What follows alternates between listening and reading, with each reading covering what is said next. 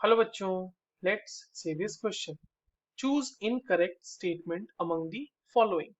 हमारे पास यहाँ पे चार अलग अलग स्टेटमेंट्स गिवन है और इन चारों को हम लोग अलग अलग पढ़ के एनालाइज करेंगे।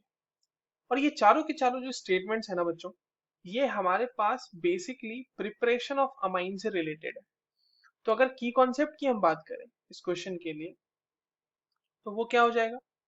की कॉन्सेप्ट इस क्वेश्चन के लिए preparation of amine, preparation of amines. ठीक है। अब एक एक करके जो हमारे पास चारों स्टेटमेंट्स गिवन है इनको पढ़ते हैं और देखते हैं कि इनमें से कौन सा सही है कौन सा गलत, और हमसे इनकरेक्ट पूछा है, ये ध्यान में रखना है। देखिए, जो पहला स्टेटमेंट है कि the order of reactivity of halides with amines is RI RBr RCl। ये बेसिकली एक मेथड होता है अमोनोलिसिस। अमोनोलिसिस होता है जहां पे हम NH3 का रिएक्शन कराते हैं RX के साथ और वहां से प्रिपेयर करते हैं अमाइन को। ठीक है। तो देखिए, मैं बहुत ही बेसिक से यहाँ पे एक इक्वेशन लिख रहा हूँ। मान लीजिए कि हमने RX को यहाँ पर रिएक्शन कराया, ये अटैक करेगा N का लोन पे, इधर ये X यहाँ से रिमूव हो जाएगा। ठीक है। तो ये क्या बन जाएगा? R NH3 पॉजिटिव और X माइनस। ठीक है। अब एक चीज समझने वाली यहाँ पर ये बात है कि X माइनस जितनी आसानी से निकल जाएगा तो हमारा रिएक्शन उतना ही फिजिबल होगा ना। तो ये रिएक्शन की फिजिबिलिटी अगर हम देखें तो आर आई से अगर हम रिएक्शन कराएं तो आई माइनस निकलेगा, आरबीआर से कराएं तो बीआर माइनस निकलेगा, और आरसीएल से कराएं तो सीएल माइनस निकलेगा। तो जो आई माइनस की जो लिविंग टेंडेंसी है वो बीआर माइनस से ज्यादा है और सीएल माइनस की लिविंग टेंडेंसी उससे कम है। मतलब आई माइनस की सबसे ज्यादा है, फिर बीआर माइनस की है, फिर सीएल माइनस की। ये हम किसकी बात कर रहे हैं बच्चों? लिविंग टेंडेंसी की। तो जितना ज्यादा लिविंग टेंडेंसी होगी उतना ही रेट ऑफ रिएक्शन अच्छा होगा। तो जो ऑर्डर ऑफ रिएक्टिविटी है ये बिल्कुल सही दिया हुआ है। R I will be reacting very fastly. Now दूसरा स्टेटमेंट क्या कहता है कि nitriles on reduction with lithium aluminium hydride और catalytic hydrogenation produces primary amine. Check करते हैं। स्टेटमेंट ये कह रहा है कि अगर हमारे पास बच्चों RCN है और हमने इसका रिएक्शन कराया है LiAlH4 के साथ और कोई एक इसमें सॉल्वेंट दिया होगा, जैसे हम नॉर्मली जो है मीथनॉल ले लेते हैं, ठीक है, सॉल्वेंट के तौर पे, और इसका दूसरी साइड एक जगह रिएक्शन कराया जा रहा है H2 के साथ Ni के प्रेजेंस में। तो दोनों के केस में प्रोडक्ट क्या मिलेगा? तो दोनों के केस में प्रोडक्ट मिलता है RCH2NH2 1 डिग्री अमाइन, और इसमें भी मिलता है RCH2NH2। दोनों ही केसेस में हम देख पा रहे हैं कि हमारे पास 1 डिग्री अमाइन ही प्रोडक्ट मिल रहा है। यही तो हमसे स्टेटमेंट भी कह रहा है। तो स्टेटमेंट टू भी इसका मतलब क्या है? हमारा सही है। अगला स्टेटमेंट क्या है हमारे पास? Aromatic primary amines can be prepared by Gabriel phthalimide synthesis. अब ये बहुत ही इंपॉर्टेंट है क्योंकि गैब्रियल थैलामाइड सिंथेसिस जो है वो बहुत ही इंपॉर्टेंट सिंथेसिस होता है अमाइंस के प्रिपरेशन के लिए। ठीक है। तो चलिए इसको थोड़ा सा समझते हैं।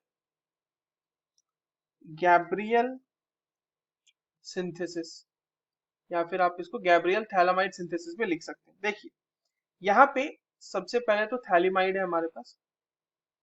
थैलामाइड का रिएक्शन होता है, पहले थैलिमाइड बना लेते हैं। This is our phthalimide. इसका रिएक्शन होता है सबसे पहले बेस के साथ, KOH के साथ हमने इसका रिएक्शन करा दिया तो जो है OH माइनस क्या करेगा, इस H प्लस को लेके निकल जाएगा यहाँ से। ठीक है। ये OH माइनस इस H प्लस को यहाँ से लेके निकल जाएगा और यहाँ पर देखिए क्या बन जाता है इस तरह से। ये benzene ring, C double bond O N, C double bond O N के ऊपर negative charge. Now this will be reacting with RX। इस पे अटैक X यहाँ से निकला, क्या बना यहाँ से? दिस R R है ना, और यहाँ से X माइनस तो बाहर निकल ही गया होगा। अब समझना इस लास्ट स्टेप में, अब इसमें फिर से जैसे एक्वस NaOH दे दिया मान लो, या KOH भी दे दिया, कुछ भी दे दिया, कोई भी बेस दे दो आप, तो ये क्या हो जाता है यहाँ से ये एन आर जो है ये बन के निकल जाता है आर एन एच टू, यानी कि एक प्राइमरी अमाइन बनता है, प्राइमरी अमीन। ठीक है, और साथ में क्या बन जाएगा हमारे पास, हालांकि थैलिक एसिड का सॉल्ट बन जाता है यहाँ पे, तो ये हो जाएगा C double bond O, O minus N A plus, और C double bond O, O minus N A plus, ये थैलिक एसिड का सॉल्ट बन गया। अब एक चीज देखना है यहाँ पे, ये जो स्टेप है, जो सेकंड स्टेप है जहाँ पे एन माइनस का अटैक हुआ है आर एक्स पे, ये एक न्यूक्लियोफिलिक सब्स्टिट्यूशन स्टेप है।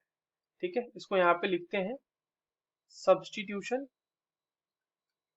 सब्स्टिट्यूशन स्टेप है। और कैसा सब्स्टिट्यूशन है, न्यूक्लियोफिलिक सब्स्टिट्यूशन है, न्यूक्लियोफिलिक सब्स्टिट्यूशन स्टेप है ये जो है आप एरोमेटिक एलाइड के साथ नहीं कर सकते। क्यों? क्योंकि अगर आपने बेंजीन हैलाइड ले लिया मान लो, ठीक है, कोई भी बेंजीन के ऊपर सीएल लगा हुआ है, तो उसमें जो होगा कार्बन और सीएल के बीच पार्शियल डबल बॉन्ड कैरेक्टर होगा ड्यू टू रेजोनेंस, तो ये वाला स्टेप ही नहीं हो पाता है। इसीलिए गैब्रियल सिंथेसिस से we can prepare only aliphatic amines. Aliphatic amines के लिए ये बहुत ही अच्छा मेथड होता है।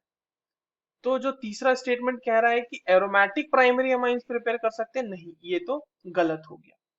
फोर्थ स्टेटमेंट क्या कह रहा है कि the amide on reduction with lithium aluminium hydride yields amine. बिल्कुल सही बात है बच्चों, ये स्टेटमेंट भी बिल्कुल सही है। मैं यहीं पे इसका रिएक्शन बना देता हूँ कि लेट्स से कि अगर हमारे पास कोई अमाइड है, ठीक है, यहाँ पे मान लो आर लगा हुआ है कुछ इस तरीके से, तो अगर हमने इसका रिएक्शन कराया है LiAlH4 के साथ, तो ये कन्वर्ट हो जाएगा आर CH2, और जो N है जिसपे जो R लगे हुए वो वैसे के वैसे रह जाते हैं। R कुछ भी हो सकता है, R अगर दोनों H है तो प्राइमरी अमीन बनेगा, अगर एक H है तो सेकेंडरी बनेगा, और अगर तीनों के तीनों मतलब दोनों के दोनों R कोई अल्काइल ग्रुप है तो वो 3 डिग्री अमाइन हमारा बनेगा। तो ये स्टेटमेंट भी बिल्कुल सही है। हमसे इनकरेक्ट स्टेटमेंट पूछा था, तो इनकरेक्ट स्टेटमेंट हमारा सही आंसर क्या हो जाएगा, third. I hope you understood this well. All the very best.